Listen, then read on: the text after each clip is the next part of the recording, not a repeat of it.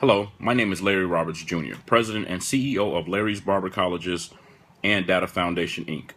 I was a little reluctant about speaking out in reference to the deaths of Trayvon Martin, Michael Brown, Eric Gardner, and there are many more, thousands of more people who have suffered tragic deaths, and there's a lot of violence that transpire on a daily basis. So I didn't want to come across as being judgmental or sharing my opinion for something that I really don't know and can't really tell you about what happened. But what I can say is that there are alternatives to violence. But what are they? Where are they? Well, I'm here letting you know that I'm doing everything that I can, my company and I, in reference to creating alternatives to violence. Yeah, it's okay to have a march. It's okay to have a stop the violence rally. But at the end of that march, at the end of that rally, what alternatives, what options are you giving them? A person who is an ex-offender or a person who don't have work ethics and things to that degree, we don't know what their stories are. Years ago, I thought, I don't want to be a part of talking about the people who are locked up in jail or people who are walking the streets because of the fact that we really don't know their stories. We don't know where they come from. We don't know how they ended up the way they ended up there. We have to be crazy to think that a person want to be locked up in jail or a person want to keep, when a person get out, do we honestly think that they want to get out of jail in order to go back? No, they absolutely don't. But why does this happen? Well, being inside the correctional facility, having Larry's Barber Colleges inside the correctional facility, we do mentorship, we do life coach. We not only just train them for the position of being a barber, which I might say is a $60 billion industry where I don't care how bad the economy get, a person have to get their hair cut, a lady has to get her hair done, people have to get their nails and their feet maintained. And I don't care if you have a bald head, you have to get a shave, you have to get your hair braided, you have to get your locks maintained. I mean, I could go on and on about how much we are needed in this industry. I actually have my master's license in this industry, not only in Chicago, but I have my master's license in multiple other states as well. So my goal is to do this all around the world. But I made history by putting the first barber college inside of a correctional facility, and which is my own Larry's Barber College. And I've learned a lot being in the correctional facility. And everybody that's locked up in jail aren't bad people.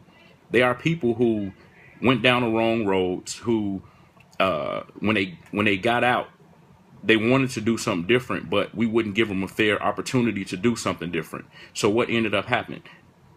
They went back to what they know, which is possibly the streets or stealing and robbing or killing, in some cases, or selling drugs or whatever the case may be, and they end up right back in jail. But why is this happening? Yes, everybody, every man, every woman responsible for their own actions, but if a person want to do something differently, they may not have the fire under them like some people do in order to say, okay, well, selling drugs is not an option, robbing and stealing is not an option, so let me do what I can. But how do you convey this to someone who've never had a mentor or who didn't have viable father figures in their lives, or their mothers weren't adequately providing and taking care of them, so they pretty much were on their own.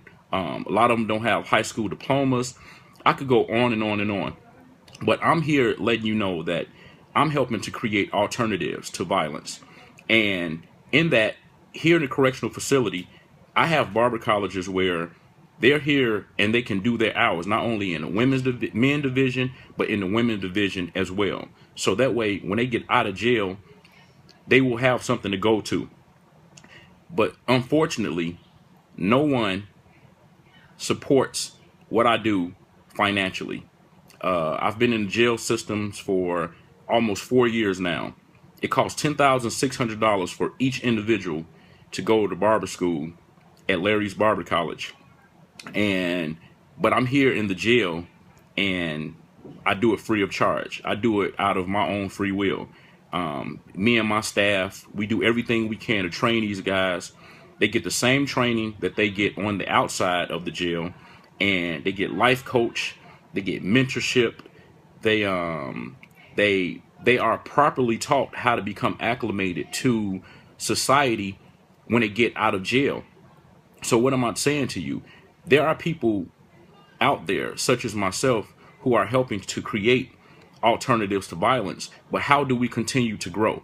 How do we continue to gain strength? You know, how do we fund projects like this if no one lends? I don't care if it's $1, if it's $20, if it's $100, if it's $1,000.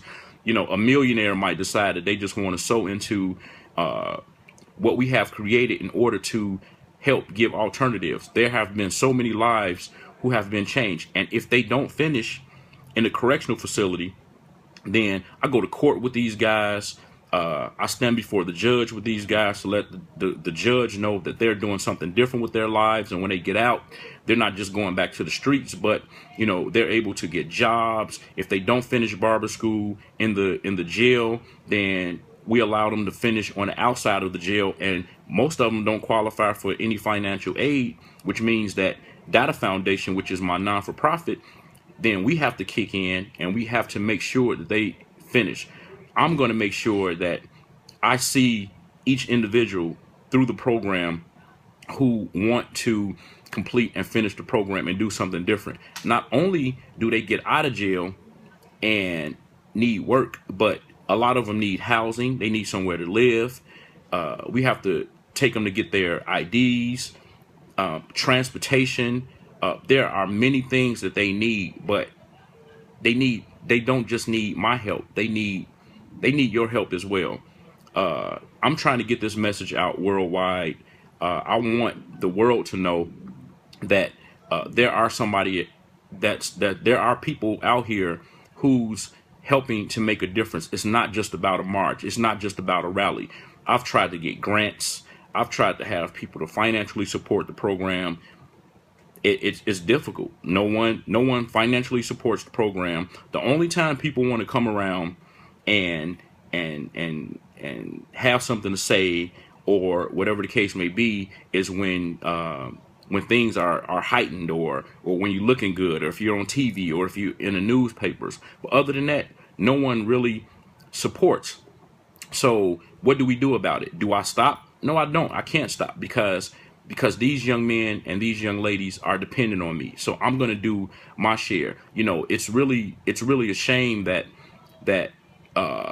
you know, even on social media, and whether it's YouTube and Instagram or Facebook, you know, the people that get the most attention and the most likes is the negative things that are negative.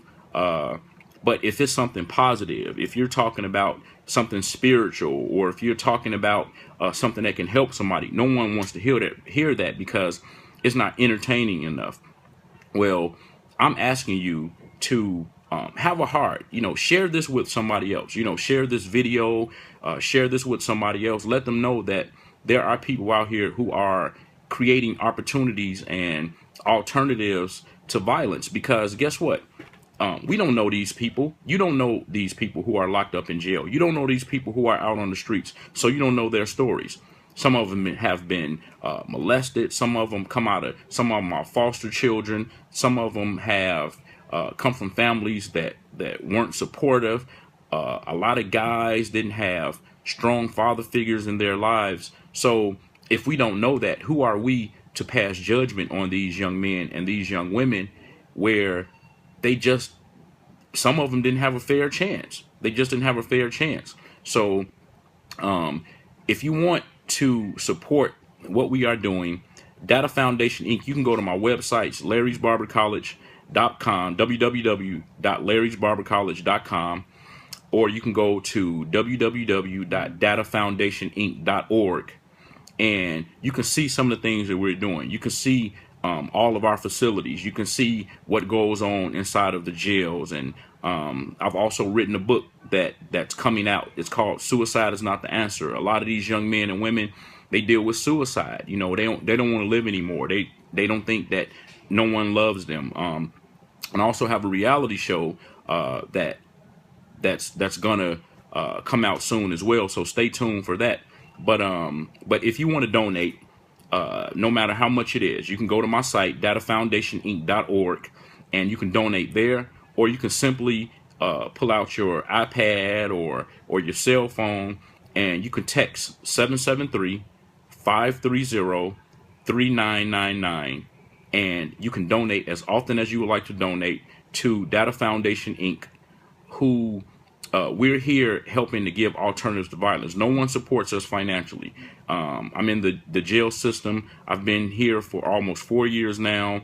No one funds this program, but I go from division to division, making sure that these guys have sufficient supplies that they need in order to complete the program. I go to court with them.